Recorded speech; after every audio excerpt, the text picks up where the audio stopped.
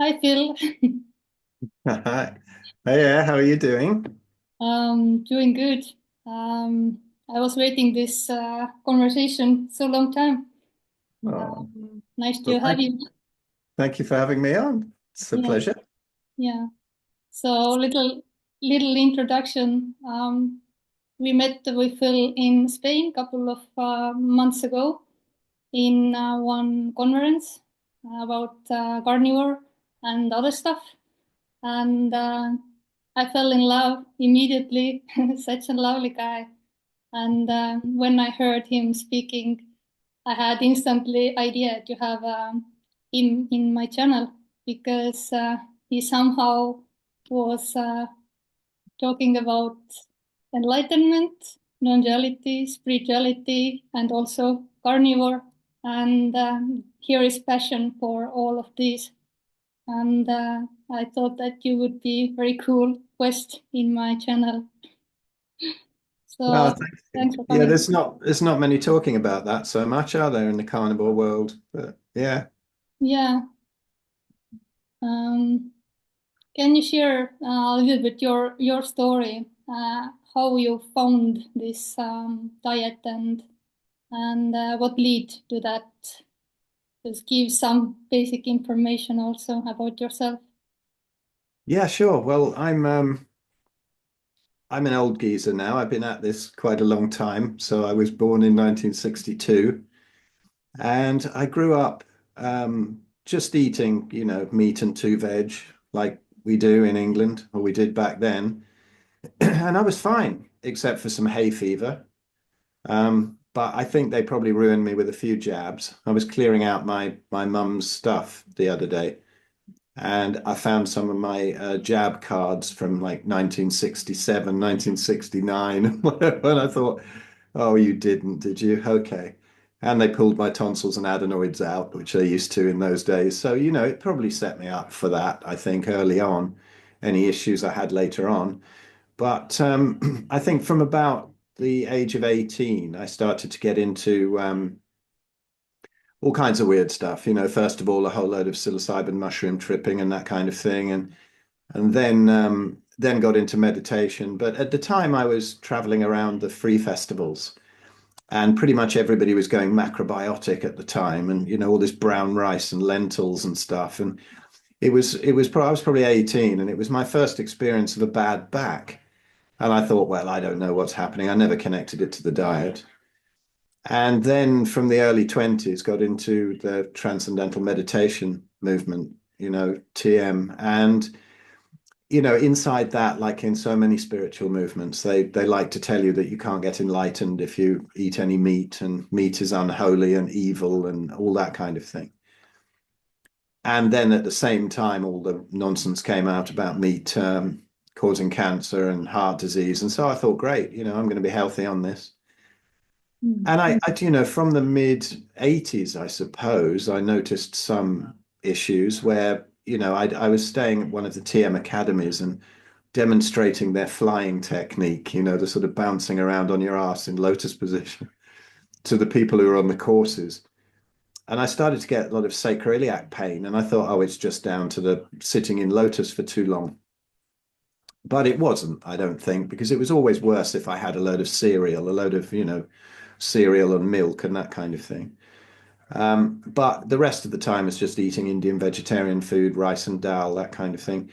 And then early 90s, I started to have a load of trouble with my wrist. I'm a drummer, so you can see behind me, my drums are packed up there, and there's another one set up. But um, I've always played drums, and my wrist started to get very painful when I was playing. And they told me it was something called Kienbock's disease, which is a crumbling of the lunate bone. And it wasn't. And I'm glad they misdiagnosed it back then, because I would have probably taken their meds. And that carried on, on and off. And then in the late 90s, I was running a gym here in Skelmersdale and training, and got pretty big. And I'm not big anymore. So sitting in Spain there next to Anthony Chaffee, I realized I have a lot of work to do. He's about 10 times my size. But I was pretty big back then. And but I used to get a load of niggling stuff and pains here and there. And then in the 2000s, I was still eating mostly plant-based, but it was sort of a lacto-ovo vegetarian thing and going vegan whenever I thought that I should, but I never liked it much.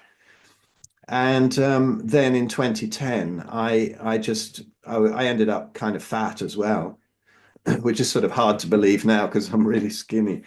But I just ended up crippled with psoriatic arthritis, and I had, both the ankles went, one of my knees went, all through my back, so a couple of fingers, wrist again, neck. It was horrible, and I was really, really crippled. And so I went even more vegetarian. So I thought I'd have to do that. So I went vegan and ended up really emaciated, but with a little belly. And kidney stones from my juicing of spinach and all that sort of thing from the oxalates. And I didn't notice much of a difference in the inflammation. And then I think probably 2011 sometime, I found Natasha Campbell McBride and ended up going on pretty much the GAPS diet, and things started to improve. And I carried on with that sort of keto, and things started to really improve a lot, and wrote a book on it. It's Arthritis, the best thing that ever happened to me. And that was in 2013 or 14. But there was a few little niggles, but basically it was sorted out. But then in 2015, I just realized that I felt a lot better when I didn't cook any veg with my meat, and just went fully carnivore then. So it's my 10th year now of eating nothing but meat, and I've still got no scurvy and no heart disease and nothing like that. And the joints don't have any inflammation. But it was a funny thing because going back a bit, it was 2005, 2006, and I was just sitting. Well, I was standing outside my house in the garden, and I'd moved back to the Dome site, which is the Dome building here in Skelmersdale, where they do all their meditation in the morning and the evening. And I thought I, I I really should be going in, and I had that sort of religious guilt of not going to church, if you like, because I wasn't going into. It was only 100 yards walk to the Dome, and I wasn't going in. And I thought, you know what? Really, I've had enough. I've had enough of all spiritual practice. And it was shocking to me because I'd spent, 3 decades in sort of loads of meditation twice a day and all that sort of thing, lots of yoga, um and I just gave it up. I just let it go in that moment. And in that moment came that complete realization of everything I was looking for in the first place. And there was, as they say, no seeker anymore. And I remember just having to sit down on the little wall in the back garden and go, "Whoa, there it is!" And it was funny. It was almost like the Daniel Sonder and his waking down movement in America, where they say, "Prepare for the disappointment of enlightenment," because I think that side of it is it's just very natural. And I did let it sort of get to me for a while. Like I became quite pompous, with my missus. Like, you don't need to meditate, you just need a bit of surrender. And I don't know how she didn't beat me up, really. She put up with me because sometimes that can happen. I was quite spaced out as well for a couple of years. It was nice, but I didn't get anything done. Mm. And then it sort of stabilized itself. But I remember when I got really sick in 2010, thinking, why me? I'm this great yogi. It's just this pompousness. People think that when that happens and you have some kind of an awakening, that everything sorts itself out and everything's okay, but it's not. Sometimes all sorts of crazy things happen afterwards. And so, I was pretty puzzled about that, but there it is. I think that whatever I experienced back in 2005, 2006, can't remember when it was, um, really helped me through being that sick. And I talk about quite a lot of that in the book. But it certainly didn't cure me. I couldn't meditate my way out of it or anything like that. And that having just eating meat is really what the main thing I think that turned it around. And it's funny, I had an old podcast, Carnivore and Beyond. There's only 10 episodes. It's still out there on the podcast platforms. But I got spirit. Yeah, if I'd have known you then, you'd have been on, because to find these people who were very spiritual, but who had turned their health around by cutting the plants out and even deepened their spiritual awareness. I had one guy who reckoned he'd even got his awakening back through cutting the plants out. Because it's very difficult to be sort of surrendering into the fact that we're sort of all connected. When you've got real screaming agony to sort of suicide level, it's difficult. So yeah, I think that the people who get caught up in this plant-based thing, and I see them a lot up here because I've got a lot of friends up here who are, mostly about, 5 to 10 years older than me.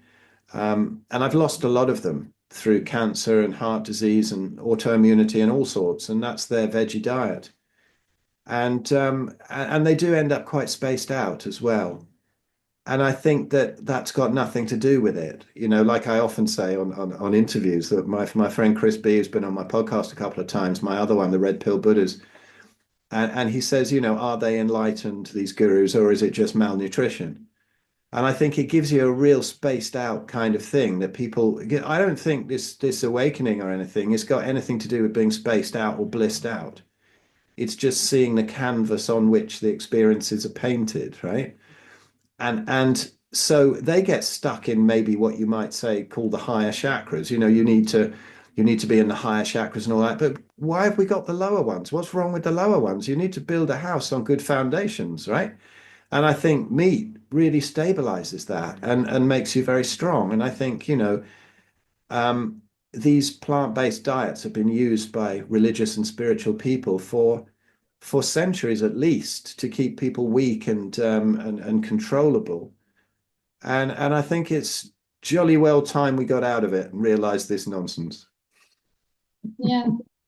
Um, it's funny that I'm to have been plant-based like 40 years all my life, and I didn't have any purpose or like higher purpose for that. It was just this body didn't like to eat meat, and when I started to eat meat, oi boy, I felt like most enlightened. I felt this energy that I even didn't know that it's possible to feel because this body was so long time malnutrition and have this exhaustion or fatigue constantly. And when I was visiting my Chinese medicine doctor, he was asking, "How is your energy?" And I had no clue because I didn't know what the good or normal energy is.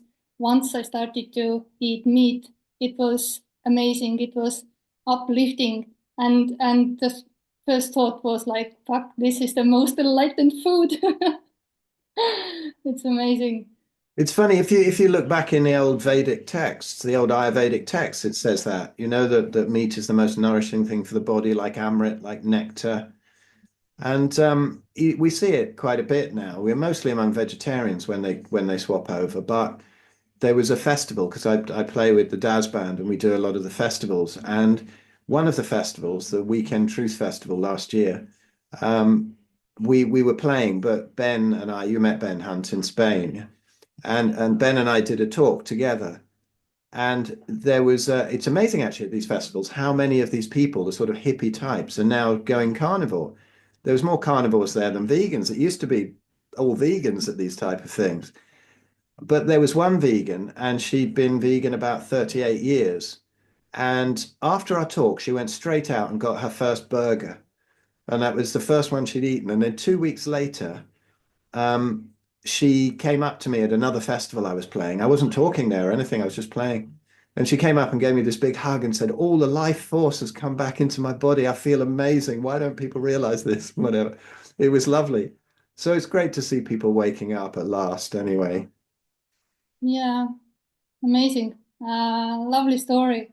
So you Yeah. were a seeker quite a long time, and what you were seeking, what you wanted to find, what was the urge for that?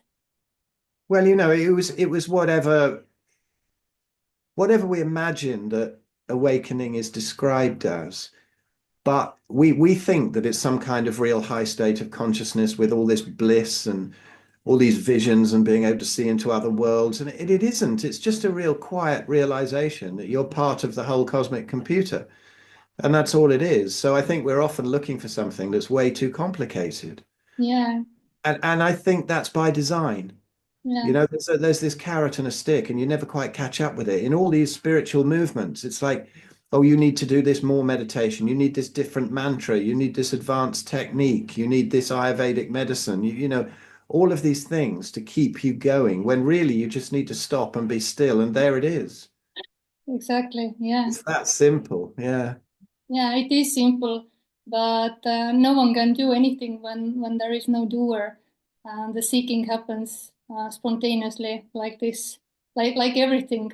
And yeah, at the end it's just surrendering, but also that happens as anything by itself, and it can be a big disappointment because it's not something special. It's not something that you gain, and it's not something that how to say, protects you for these life circumstances like health problems and so on. And yeah, life happens. Everything can happen. But I would say that there is no sufferer left who suffers because of that. So like here, it was maybe weeks before I found this carnivore diet. The body was collapsing, not functioning, so weak, couldn't eat anything anymore. Everything caused so much pain, and uh, and I was like, okay, that's it. That's the day, the last day, so to speak. And it was total okayness with it, because it would also stop this years and years of suffering with this body.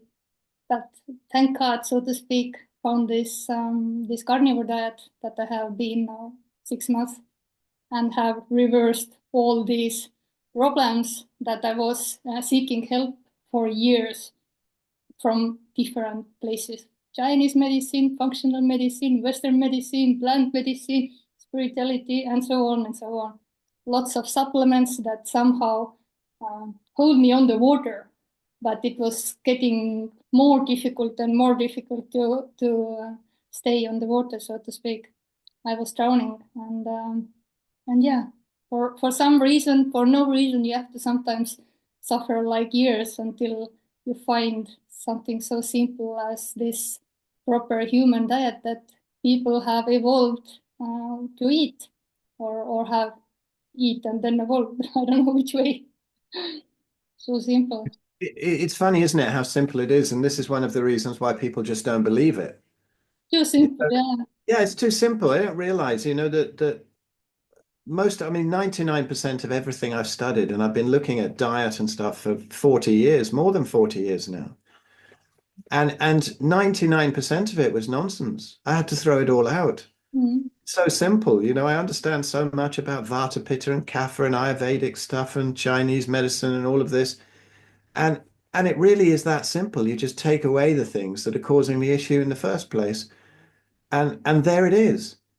And I think it's like was it Ramana Maharshi said, we make all these obstacles for ourselves and then spend our whole lives trying to get rid of them or something like that. mm, And this is what we do, like you said, with supplements, with all of these methods. And, we've all had supplement cupboards absolutely full of rubbish, and even the Ayurvedic medicines up here, they do this Maharishi Ayurveda, and it's got heavy metals in it.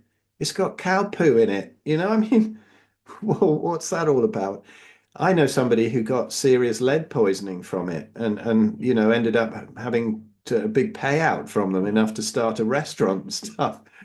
And and one of the three main Ayurvedic doctors in the TM movement died from heavy metal poisoning from his own medications, and still they're not realizing it, and they're still doing it.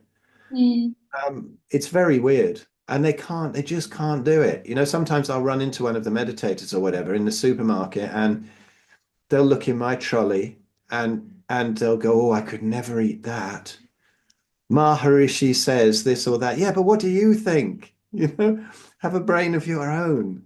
We might be all one, but we're also individuals, and we can have an opinion without quoting our guru at the beginning of every sentence. It's funny, I could see their trolley full of all this stuff, and I could see exactly what it's done to them. And Yes. I've got a on my YouTube channel, I've got a video called Diet Brainwashing, Why Spiritual People Still Die of Cancer. And it's funny, I mentioned in there, it kind of upset them. It was aimed at my friends here. It was a really heartfelt one to wake them up and stop them all dying, you know. And I say in it that sometimes some, long-term vegetarian will stand in front of me and go, well, I'm okay. I'm fine. And I can look at them and I can see, 7 or 8 different reasons why they're not okay. They just haven't been diagnosed with anything particularly life-threatening yet. And, they're either emaciated or they're fat. They've always got a belly either way. And they've got that sort of grey skin going on and sunken eyes from the lack of the collagen and teeth missing and that kind of thing. And it's really sad because it's not their fault. They've been told over Mm-hmm. decades. And I'd probably never have realized if I hadn't have got that sick. I've Mm-hmm. always been open-minded. I'd never have attacked anybody who came up and told me about carnivore. I'd have been interested. I was never an animal activist, but I would have, if somebody had come up and told me about this, I would have gone, that's really interesting. I'll look into it. But it was only when I was sick enough to go and look for the information. And that's often the way it happens, isn't it? When people get too sick. Yeah. Yeah, here it was the same. We have heard like a couple of years that no grain, no pain. But it went in and out, in and out. And here was constant pain, inflammation, and so on. And when I started with carnivore, my husband went cold turkey. But here it was like a transformation, about 2 weeks. I skipped grains at first, all grains. And within one day, the knee and shoulder pain that I had like a couple of years was gone. Where it went, so everything went better, and I slowly started to take off all the plants, and I think it was first week or something like that. I ate sweet potato and we went walking and I started to feel so bad. I was again very bloated from sweet potato and I thought that how I'm going to walk back home because it was a small circle, like 3 kilometers, but we are in the middle. And then I remembered how tired I was constantly. I had periods when I wasn't able to move, to go to the walking, to brush my hairs even. I was so fatigued. And somehow Raigo carried me at home. And I already forgot how or where I was before. You get so used to it that you constantly feel how you feel. And yeah, and after that, no sweet potato anymore for Ere. And finally there was just cucumber and meat. So it was like more mouthy or familiar for me to eat because I didn't like the texture, I didn't like the taste of the meat. That's why I didn't never eat it. So, but yeah, that was slowly transformation to carnivore diet, and that worked for me. I didn't have very big withdrawals from carbs, but I was very addicted because my menu was mainly of carbs, and I'm also sweet toothed by the DNA. It's the maximum. So yeah, I Well, wanted to how do ask. you how, Yeah. how do you feel now? Before you ask me with something, but how do you feel now about because you get a lot of that, don't you? When people have that sort of spiritual kind of side, it's very often, oh, I could never eat meat. I don't like the taste of it. I don't like it. But I find that if they have to change, it might be a bit weird for a while, but after a while, they just love the food more than ever. It sort of awakens their inner caveman or woman. And Exactly. do you find it's okay now? Yeah, absolutely. Yeah. I noticed it very quickly when we were eating meat. We were like eating and body is doing like this. It never did it when I was eating something plant-based. Like it was so clear that the body, the mind maybe is confused still, but body liked it so much. And I couldn't even dream it in my craziest dreams that this body will ever eat meat and only meat 3 times a day and nothing else. Like crazy. Yeah.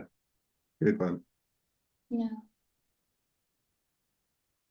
You were sharing so much good stuff, and I had so many questions, but here is no good I'm memory. sorry, I interrupted you. You did have a question, and then I just wanted to find Ah, out. yeah, yeah. That one was about chocolate. Okay. Cacao. Can you tell us something about this? Because when I was carnivore 5 months, I was strict, like more like lion type, and I healed leaky gut, SIBO, IBS, reflux, brain fog, fatigue, pain, and so on. And then I started to eat cacao a little bit because this body is still sweet tooth.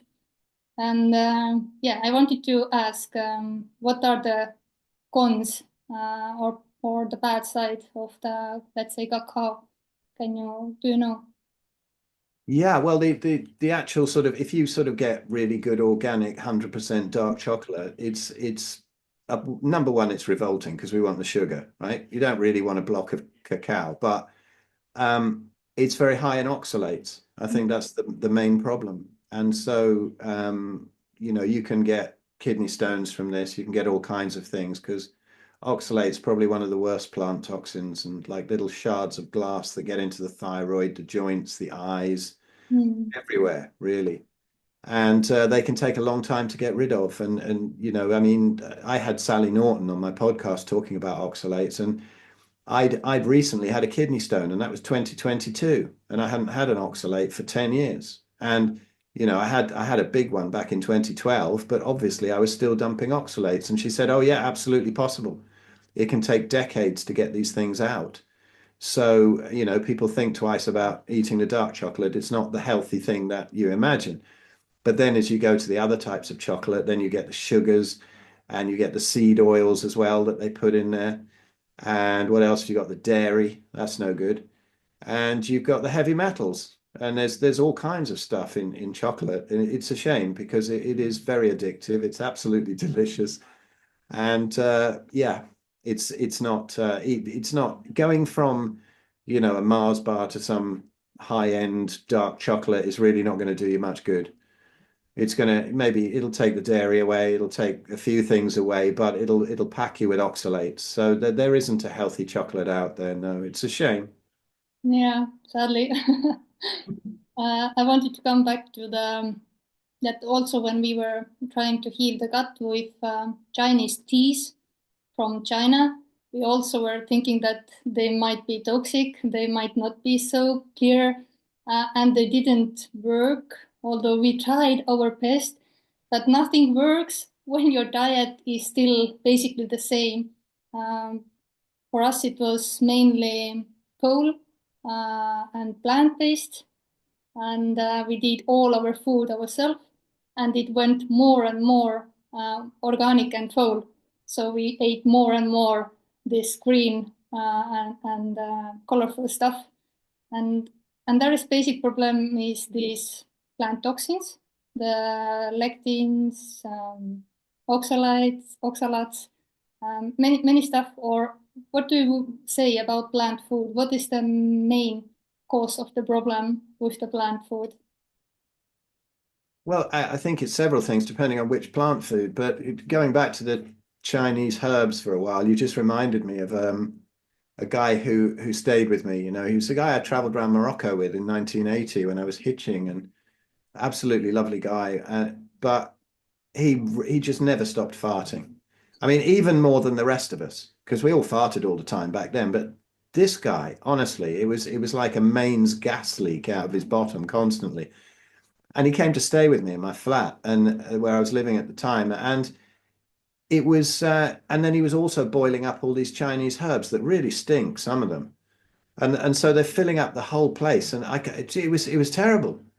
Lovely guy, absolutely love him, but my God, the combination of his Chinese herbs and his bottom was absolutely unbearable. And I don't know whether he's sorted it out since. I haven't seen him for years, but it was funny how simple it would have all been back then. And so yeah, it. I think sometimes these plant medicines can work to a certain extent, but the fewer plants you eat, the fewer plant medicines you need to counteract the effects of the plants that you've been eating. So it's just like polypharmacy in Western medicine, where they give you a pill and then you need another pill to counteract the side effects. But anyway, they're not side effects, are they? They're effects. Let's be frank. This side effect thing is another con of the medical industry. But the problem with the plants really is not only the plant toxins. I think if anyone's watching this and they haven't seen Anthony Chaffee's video, Plants Are Trying to Kill You, go and find that on YouTube because it's really eye-opening. I mean, I knew enough about plant toxins to stop eating any plants in 2015, but when you hear Anthony really go into the levels of plant toxins in all of these plants, and 99% of the plants on the planet will give you a serious stomach ache or land you in hospital or kill you. And so who's to say that the vegetables that we eat, these so-called healthy veg that didn't exist more than 200 years ago, so we don't need them. We didn't have them for most of our history. And now we're told that they're essential superfoods. And who's to say, that there's not it's just the botany, the basic botany does not apply to those plants as well, that they have defense chemicals. And so, the old thing, they can't run away, they don't have teeth and claws, so they defend themselves with these toxins. There are certain parts of the plant that the plant doesn't mind us eating, mostly to spread the seeds around, berries, nuts, that kind of thing, which are unnecessary, but they're nowhere near so harmful as stalks and leaves. This is the main problem, I think, that where the plants have most of their toxins are in stalks and leaves. And sometimes ancestrally, we'd have eaten some tubers, some kind of potato yam thing if the hunt failed, but it was never prized. It was never prized like fatty meat was, like when they got a good kill. And the plant toxins, that's one thing where they're getting through the leaky gut, but it's also fiber. People say, oh, we need a load of fiber, and how will you ever have a poo if you don't have any fiber? And I just tell them, well, I haven't had a poo for 10 years, and that kind of shuts them up. It's funny, isn't it? Meat rots in your colon. You need fiber to clean it out. I mean, meat is the only thing that's completely digested beautifully. Mm. Whereas, the fiber in plants is very irritating to the gut and it causes all the problems it's said to cure. It rips the guts to bits. And also, when you see, they say, oh, well, you're missing nutrients on a carnivore diet. You need this nutrient, that nutrient. No, everything is there that you need in meat because it's all bioavailable. Whereas in plants, it's all wrapped up in indigestible cellulose. I mean, it's called indigestible cellulose. Why would you want to eat something that's not digestible? It's mad when you think about it, but we're all told that we need that fiber. And they say, it prevents constipation. It doesn't. It just makes for bigger poos and it makes for the body trying to get rid of those toxins as quick as possible. And so, oh, yes, I eat. And then, a couple of hours later, I'm having a poo. That's your body saying, get this out of me. So, meat, if say meat rots in the colon, it doesn't at all. It's absolute nonsense. And if I eat something, it comes out the next day. It's easy. And there's certain things that can happen in the adaptation phase where the gut can go a bit crazy and you might not go to the toilet for like 3-4 days or something, but it's not the same bloated feeling.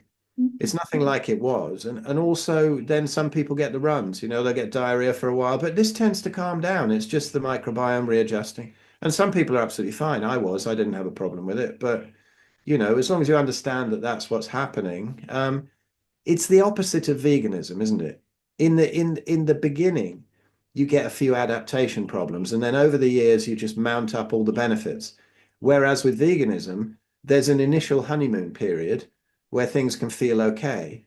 And then over the years, there's that decline in health. And I think the honeymoon period is one of the most dangerous things about veganism because you can feel better. If you come off an awful Western diet full of seed oils and processed foods, you can feel a bit better for a while. But again, as Anthony Chaffee says, in comparison to what? They've never tried carnivore, have they? So they unfortunately cut out the wrong food group. Yeah, I can confirm that when I started to eat more clean, um, then yeah, big salad bowls. I felt like energized. I had like clear vision, mind, thinking. but it didn't last. And the declining happening so slowly that you don't also notice that you are actually going down to the road and getting more and more malnourished, or sorry, I don't know that word. And Malnourished. malnourished, yeah. Yeah, that's right. And my B12 was constantly low, homocysteine high, D vitamin low, and yeah, I couldn't absorb anything that I was eating. And we were like counting that we have 30 different veggies every week or day, yes, yes. And yeah, it didn't work. And also this poop thing. I asked my mom how she's doing because she's following Anthony William medical medium diet. Oh, There's lots of, and we tried it too to heal with that, but everything went worse and worse and worse. And the only suggestion from these from this cult, they said that you have to drink more celery juice, and it takes just more time. And my husband thought that he will die because of that. So we changed. We saw that it doesn't work. But my mom thinks that it works because she was coming from croissants to this kind of diet, and she got rid of the cholesterol tablets and something else, so she felt at first very, very okay. But now she's health is declining like crazily, getting new and new diagnoses. And I was asking how the gut is doing. Oh, very well. How many times you go? Well, every time I eat. I said, Mom, that's not okay. But they think it's okay. And yeah, well, I noticed that when I started to eat meat, there was no poo coming out, but not feeling constipated.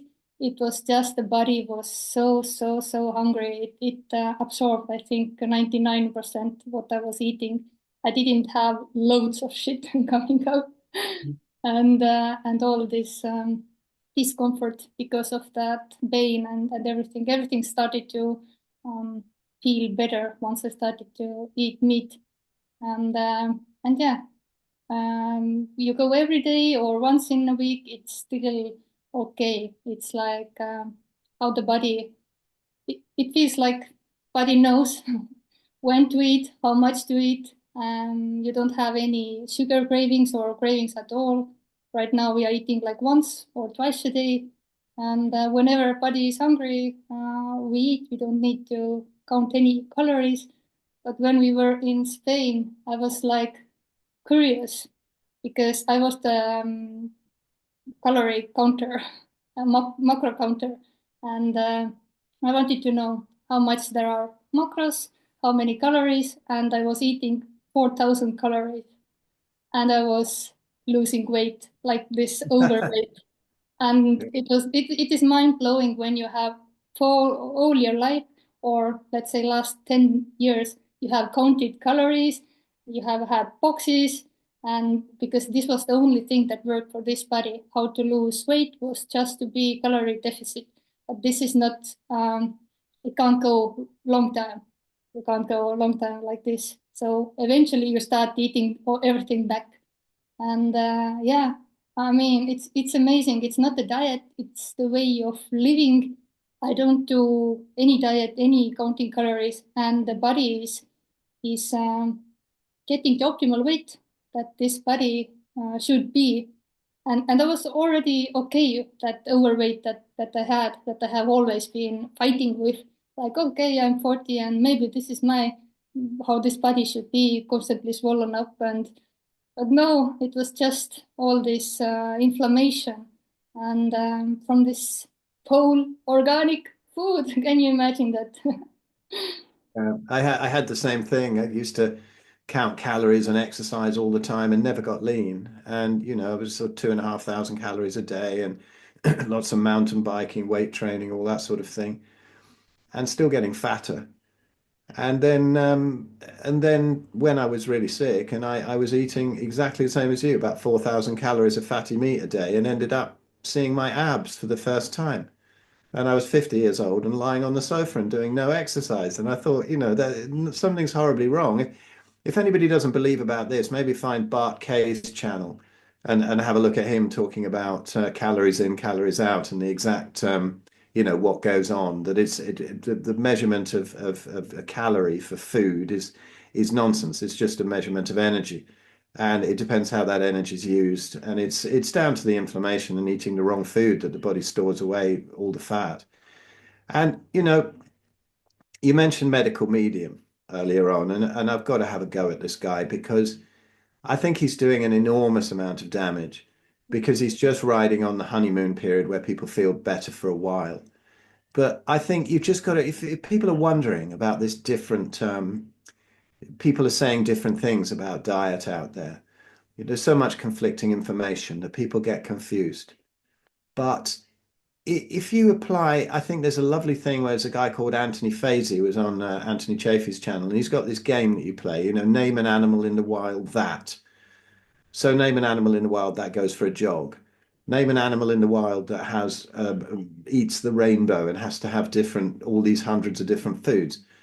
Name an animal in the wild that juices celery.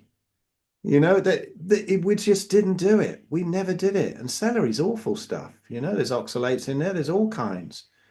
I forgot to mention earlier on that Anthony points out that an organic Brussels sprout has got 136 known carcinogens, and there's about 60 in the least toxic veg. So we're eating all of these things all the time. There's nothing in meat. And then the vegans and vegetarians say, oh, yes, but it's all pumped full of antibiotics and hormones, and it's all. No, it's a ruminant animal. And so they get rid of these things, even if they have them injected, like the hormones and the antibiotics, which, if it's organic and grass-fed, it doesn't happen anyway. But even the stuff that isn't, there's a hell of a lot less put into them than they say there is. The vegans say there is, like it's a whole load of great toxic animal walking around. It's nothing like that. They have livers to get rid of this stuff, which plants don't. If you spray some glyphosate on a plant, it's there and you eat it. If a cow gets injected with some hormones or antibiotics, it gets dissipated through the system. It's much better to have a cow that, hasn't had that kind of thing. It's much better. And I wish all farming was like that. But unfortunately, it's not. But still, you've got maybe, two toxins in meat at the most in very, very small quantities that probably do you no harm. Whereas in vegetables, they're undiluted. You got these plant toxins already. And I think some of the plants, I think it's hilarious, the thing about broccoli, that it's too toxic even for itself. That like when you snap a glow stick, and then the chemicals combine and then it lights up and it kind of glows. Um, and it's the same with broccoli. When you actually bite into it, some of those chemicals are mixed to make even worse toxins as part of its defense. And I think that's hilarious when you point out that, people go, oh, well, I love my broccoli. And most people don't actually. What they like is broccoli with a whole load of butter on it. They don't really like broccoli on its own. Some people say they do, but very few. Mostly with me, it was just something to put a load of butter on. But when you think that you're biting into it and creating even worse toxins than when it was on your plate, that's amazing. I love it. I think it's hilarious, finding all this sort of stuff out. Just how much we've been lied to. It's incredible, really. We have Ben and I were part of sort of four people. It was Graham Norbury and Jeremy Ayres as well, who wrote the Red Pill Food Revolution, which was a sequel to the Red Pill Revolution book. And in that, Ben put together most of the words. He's an amazing writer, and it goes through all the ways that we've been fooled, over the centuries, and why this has happened and what's happened with the elites and all the lies we've been told. And it's a great book for people. It's very easy to read, but it absolutely goes into how we have been dragged away from our ancestral diet for a long time now. And it's simple to me. It's that ancestral lens. You look at what tribes eat when they're in their natural surroundings and what they do, and they don't have our chronic diseases.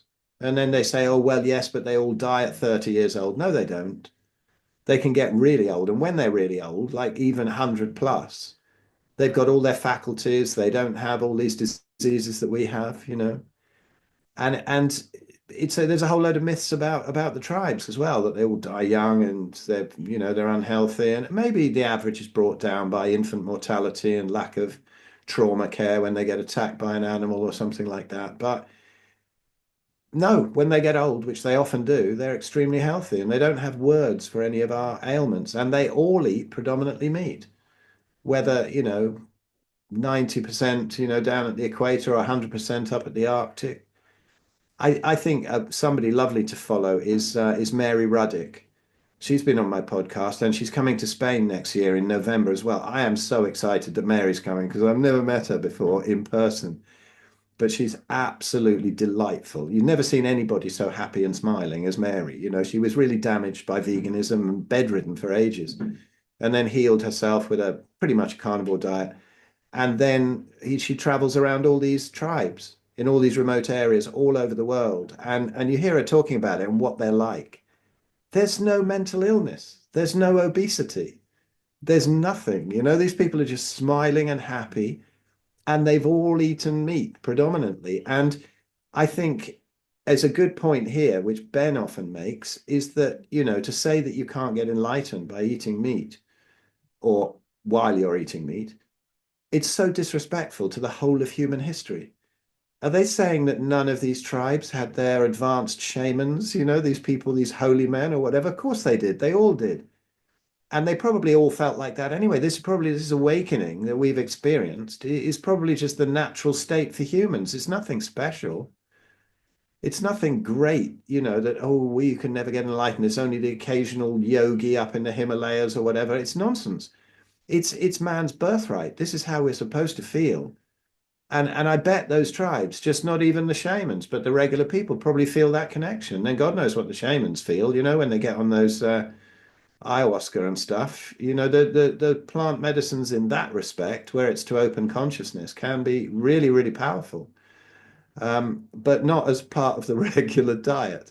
Mm. And they don't really. So I think, yeah, it's very disrespectful to the whole of human history to think that, somebody who lives totally detached even from farming communities and lives in some block of flats and has seen a few vegan propaganda films thinks that they're more evolved than somebody who lives in touch with nature. Let's put them in the jungle and see how they survive. Actually, have you ever seen a series called Naked and Afraid? Mhm. Fantastic. It's so much fun, when they just put them naked into the jungle and see it's not that easy to survive there, and you cannot survive on plant foods. There's not enough, and you'll get ill. It's always the ones who eat plants that get stretchered off by the medical team, right? It's not the guys who are just scrubbing around and eating rats and scorpions until they can get maybe a pig or something. Yeah, it's always the plants that get them. Mm. Yeah, and you don't have to buy from the supermarket the food, animal food. We buy it from local farmers, Yeah. and it can be very cheap, like €6 per kilogram, and you can support small farmers. And probably they can't feed all the world, but if there is demand, then there would be more farmers, and yeah, who is growing animals in a polite way. I don't have the dictionary for this to explain, but yeah, then and it's organic also. Get organic food, and they are happy, and it is very tasteful. So if possible, we don't support these big supermarkets and who yeah maybe don't grow the animals so nice way. So I invite people to support local farmers. Oh, definitely. That's the way forward, and you can tell because the elites are really against all the lamb and beef. They're trying to get rid of that and the small farmers, and they're doing everything they can. They know it's the best food, Yeah. and they don't want us strong and rebellious. But yeah, it can be in this country, in England at least, the organic grass-fed beef can be very expensive. And so what we do, because a trick I have is that, humans or animals, they hold a lot of the toxins in the fat. So anything that might be wrong with an animal is generally in the fat. And so if you go to the supermarket or a regular butcher that isn't so expensive or whatever and just buy lean meat, then we go to the grass-fed places and we get the fat because the fat's cheap there. So some organ meats, which I don't eat much of, but some liver now and again, and bones and things for bone broth. And that's really cheap at the organic places. So if you can't afford to eat completely there, you can halve your costs by just going there and buying the fat. And that's what we do because you know the fat is essential for me. It's all part of that healing and staying well because I have to be pretty strict. I have to be just beef and lamb. I don't eat pork, chicken, dairy, or eggs. Well, very occasionally, but if I do it too much, I'll get in trouble. Mm. And so yeah, just beef or lamb, and then we have a whole load of tallow. When you get the fat, then you can chop it up and render it down, and you can have a whole load of tallow on hand, so you don't have to be tempted to eat a load of butter all the time because that's one thing that I agree with the vegans on that dairy is not ideal. My friends are Fair Clements, who you also met in Spain, and you know, at Paleo Medicina there, they put dairy up as bad as grains and seed oils and whatever for keeping you sick. And I've seen that, you know, when people come, mostly when people come to me for a consultation or whatever, and about carnivore, and they say it's not working or it's not done as well as they think it should do. I can predict it's usually down to pork, chicken, dairy, or eggs, or some of them, two of them, three of them. Mm-hmm. And they cut those out and things magically things tend to happen. It was my first 4 years carnivore. I ate basically meat and butter and a little bit of cheese. And then when I dropped the dairy out, I noticed an amazing difference. Um, and went to tallow. It's a shame because butter's amazing and it makes everything taste great. But again, it's hyper palatable, and all dairy is. It's designed that way with all the growth factors to, you know, make animals grow up into large animals. But down the line, that can cause dodgy cell replication and possibly cancer. So Mm. avoid the Yeah. dairy. Yeah, I'm experimenting right now all with these things like pork, chicken, eggs, and dairy, and it's clear that it's not good for this body. So I'm eating what I still have, and then going back to lion or strict carnivore.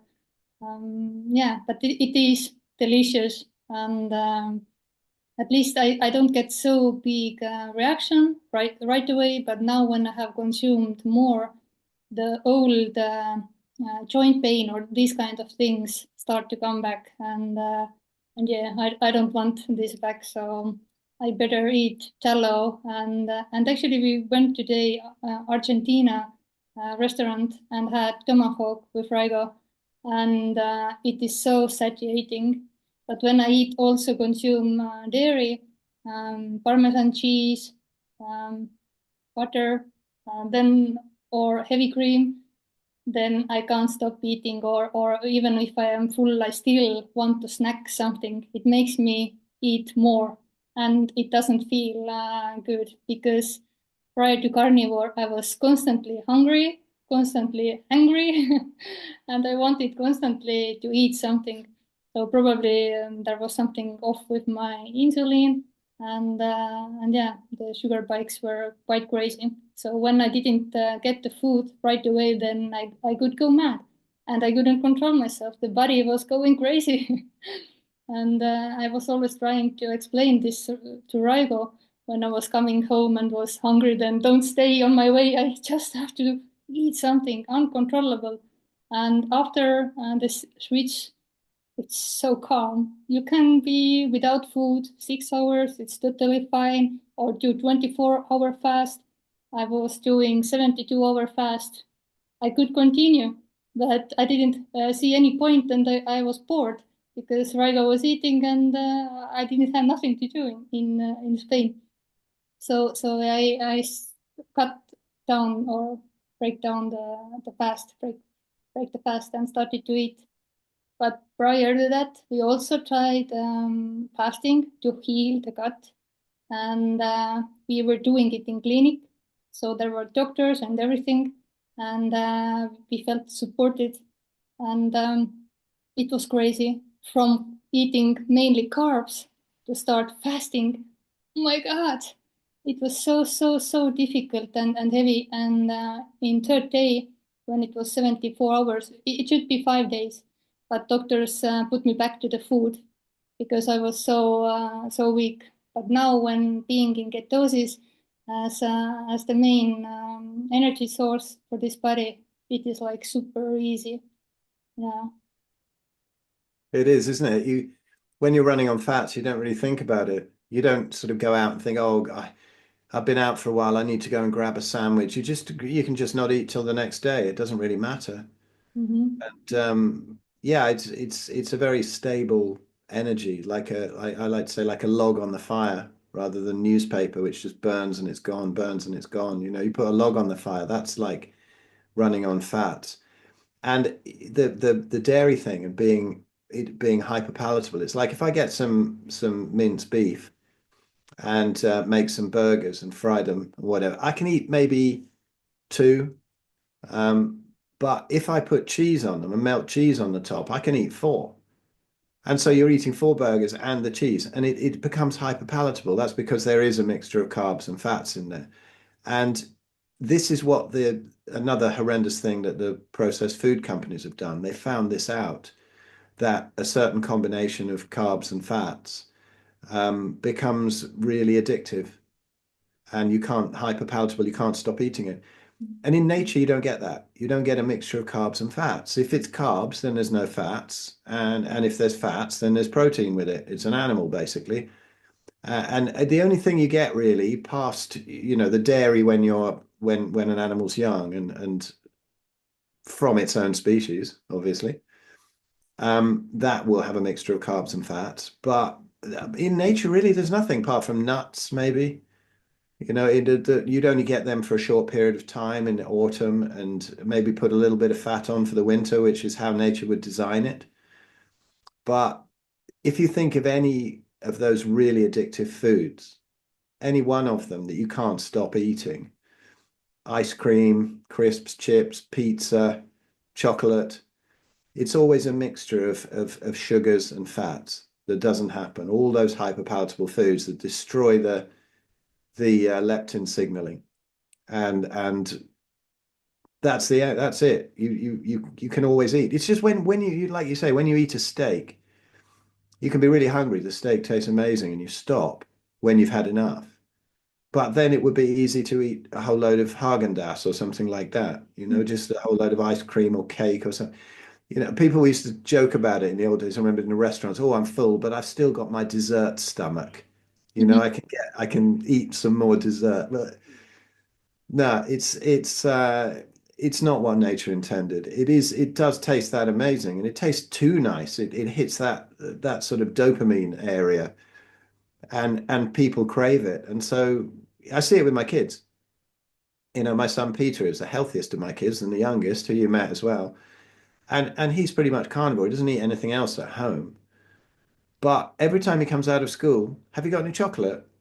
Because 4 years he just had breast milk and then he had meat. And that was it for 4 years. Incredible start to life. He's so healthy. But then, and he never eats vegetables or anything like that. If we go out, he might have some fries if we go to a restaurant, but never anything regularly. He's never even eaten bread, I don't think, in his life. He's not had pizza. He's not had cereal, nothing like that. But the first time I gave him a bit of chocolate, and I regret it. He'd have found it eventually on his own, but from that moment he was addicted. It's so addictive that combination of the carbs and fats, and you're hooked. It's worse than heroin, worse than crack. Terrible stuff. Yeah, it is. Well, try to be without carbs, and you see how addictive you are. Like Mhm. somebody we have in Estonia group in Facebook for carnivores, and somebody started also this journey, and she said that I stayed on carnivore almost 1.5 day or almost 2 days. She couldn't do it. It's so clear sign that this stuff is so addictive. Like all your body, everything is changing constantly. You get new liver and so on. But what doesn't change is this, I don't know, memory or this addictiveness that even if you think something or touch bread or something, even then already your insulin is rising so crazy. Yeah, we were seeing it a lot. Ben and I for about 18 months run this big fat challenge and the big fat tribe, and we have people on and several calls a week. And it's the major problem, really, is that addiction. And so in the Big Fat Challenge that we still have up there as a sort of standalone course thing to buy. And we got sections on EFT and whatever to get rid of reprogram the brain and the sort of tapping if nobody's heard about it. And it can be very useful, those kinds of things to get rid of that. One of the people on the challenge called Senior Fiord, and she was great. She did a whole section for us on tapping and addiction, and it dies down if you can go about 30 odd days. You'll find that there's a hell of a lot less of that desire. You always hear people at the beginning, don't you? And they say, "Oh, I could never do without this. I could never do without that." And you say, "Well, just try it for 30 days." And then after 30 days, they've got so many benefits and then it's calmed down quite a lot and they're saying, oh, it's much easier now to resist it, although I'm still thinking about it. If you can get kind of 90 days, then people are saying, I don't have any desires anymore, or they're very, very slight now and they're not worth giving into. It's just old memories. And so it doesn't last forever. It's just that difficult period, that transition period, and there are ways to help you along with that. The whole EFT thing or any other sort of technique to look at addictions and realize what it is. For me, what helped was thinking of it not that I wanted that, but the dodgy bacteria in my gut wanted that. Mhm. And so when you sort of go fill up the car with diesel or petrol or whatever, and you go to pay, and they've always got rows of chocolate, and you'd think, oh, I'll just grab one, and you think that's not me that wants that. That's the dodgy bacteria, and I've got to starve them out. And that kind of worked for me. That was something I always used to tell myself. But yeah, it's a difficult one. The sugar addiction is a difficult one. Yeah, and it depends also what is the cause why you're doing this. If you are perfectly healthy, you can eat this or that for a while or sometimes, but often you may get not good feedback from the body, or it doesn't taste anymore as good as you thought it was in your mind, as you imagined. But yeah, Raiko still have cravings, lots of them. We have been 6 months carnivore, and he's very strict lion. He's healing autoimmune disease. But also, when you have, let's say, cancer, you want to get healthy from that, then you have to have this kind of goal that you can't feed the cancer. Every carb, even the cucumber, is metabolized in body as a sugar. So it's not only added sugar like I thought years ago that if you have cancer, then just don't eat sugar cakes and so on. But you have to starve it, and best food is protein and fat. That's the medicine. This is the road how you get healthy and how you got in that situation. So people often, like Raigo father, got this diagnosis, and he thought that he will do it like 6 months or 3 months or whatever, and then he can go back to his normal food. But people don't understand that this is how they got into that situation, and yeah, so let be the food, the medicine. It's the Well, only. this is a criticism of the carnivore diet. People say, well, it's just an elimination diet. Well, yes, it eliminates all the stuff that made you sick in the first place. So what's wrong with it being an elimination diet?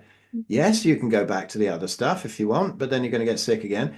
I mean, some people can reintroduce things. Some people are okay when they come back, and they can reintroduce egg yolks, and that's fine. And then they try a bit of pork and chicken, and that's okay. Great if you can do that. And then some people will have some seasonal fruit.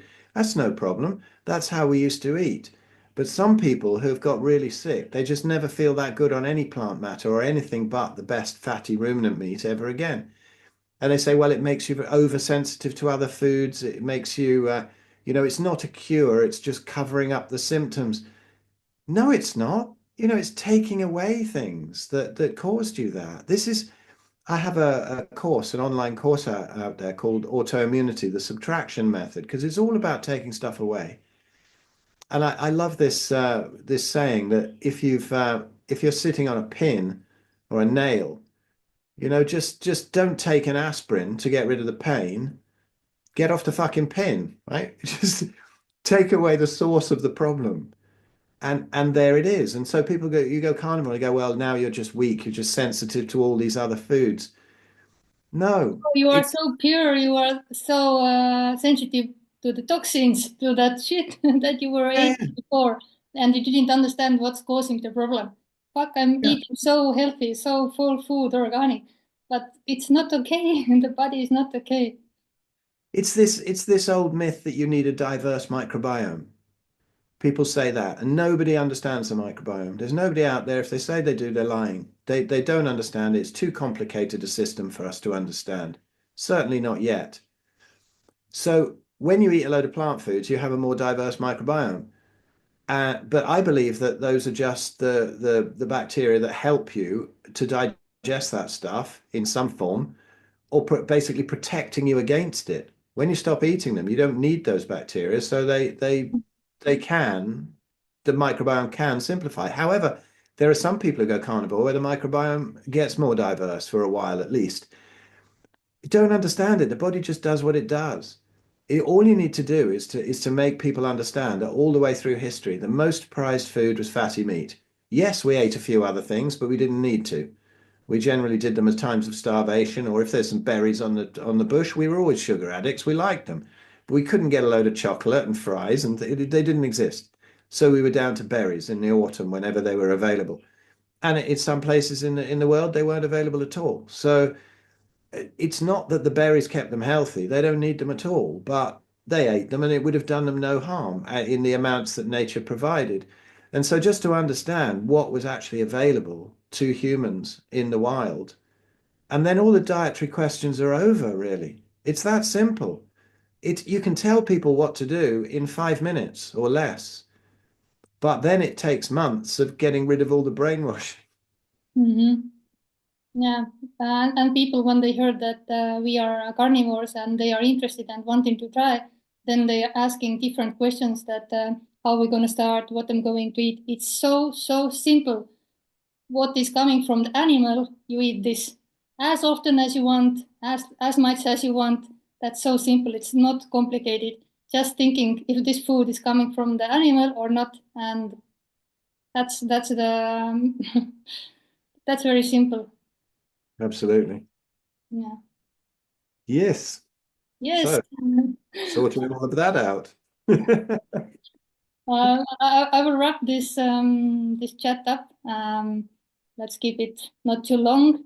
I hope people got lots of interesting information from you, and you also mentioned many names. Go Google this out.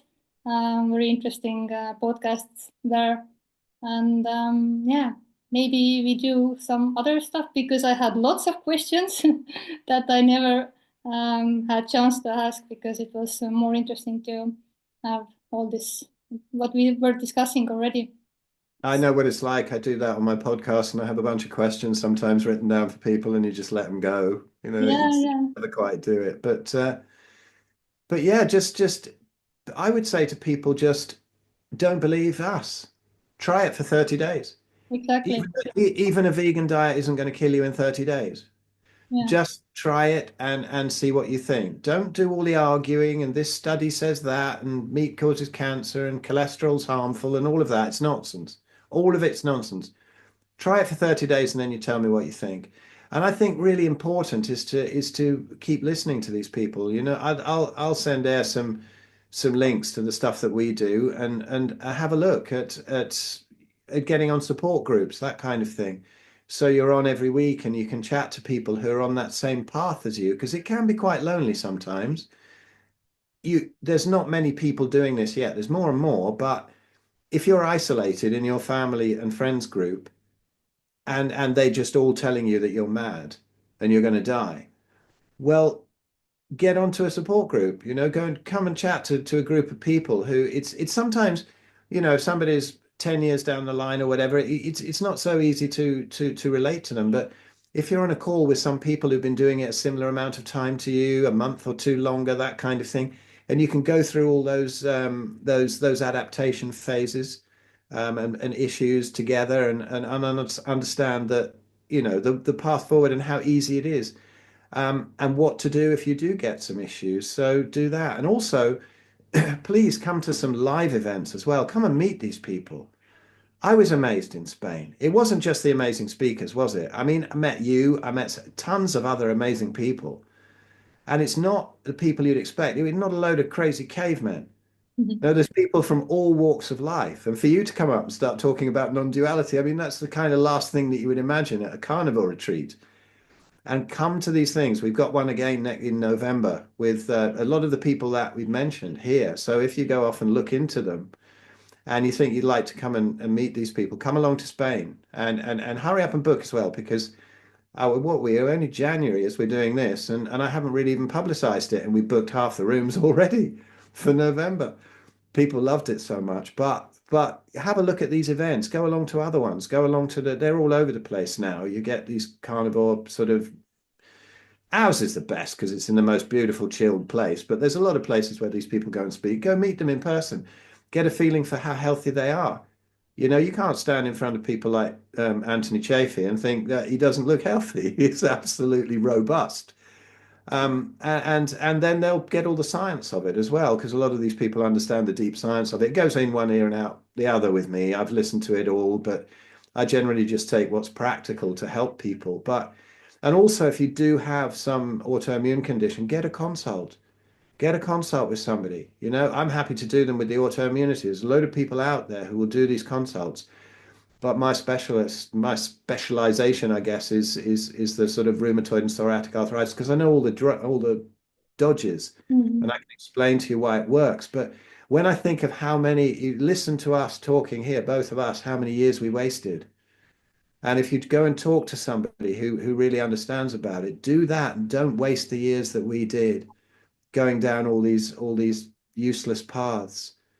So yeah, just look into it deeply and try it for 30 days. Don't sit there outraged going, "Oh, this is disgusting. This is." Open your mind, give it a go. Yeah, I will put many links under this video.